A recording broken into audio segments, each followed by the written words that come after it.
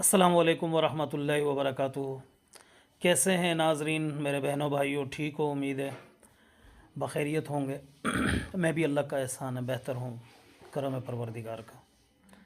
پچھلے دنوں کسی بزرگ کو سنا، انہوں نے فرمایا کہ میں دعوے سے کہہ سکتا ہوں تمہاری اوپر کی نسلوں نے دائیں بائیں کسی نے بھی قرآن کا ترجمہ کھول کے نہیں دیکھا ہوگا، قرآن کی تفسیر نہیں پڑھی ہوگی۔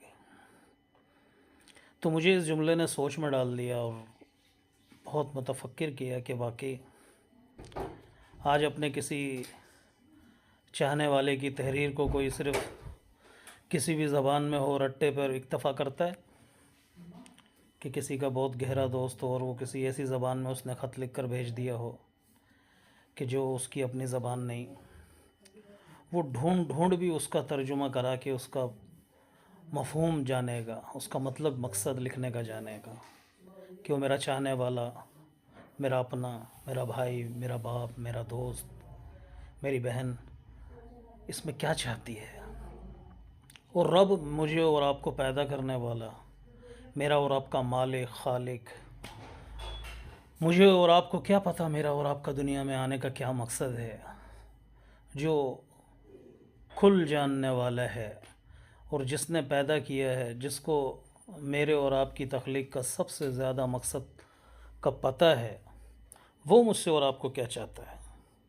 اور بارہا قرآن میں اللہ پاک مجھے اور آپ کو پکار رہا ہے، یا ایھا الانسان یا ایھا الذین آمنوا یا ایھا الانسان یا ایھا الذین آمنوا۔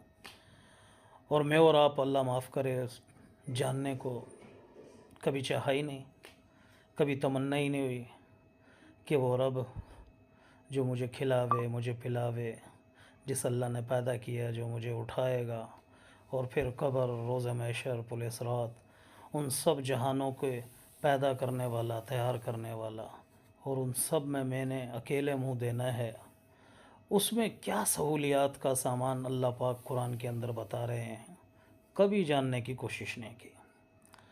تو اس پر بھائی میں بھی اللہ سے توبہ کرتا ہوں، آپ بھی توبہ کریں۔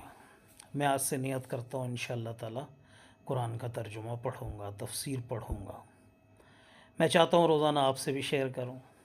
کیا خیال ہے؟ آپ اس میں میرے ساتھ ہیں؟ انشاءاللہ سنیں گے جو میں مطالعہ کروں گا۔ میں خود ناعقل ہوں، ناقص ہوں، کوئی عالم نہیں۔ جو بزرگوں کی اس تفسیر میں سے پڑھوں گا وہ انشاءاللہ عرض کر دوں گا۔ امید ہے آپ کو بھی فائدہ ہوگا، مجھے بھی فائدہ ہوگا، اور کوشش ہو جو سنیں اس کو ہم دوسروں تک پہنچائیں عمل کرتے ہوئے۔ السلام علیکم ورحمۃ اللہ وبرکاتہ۔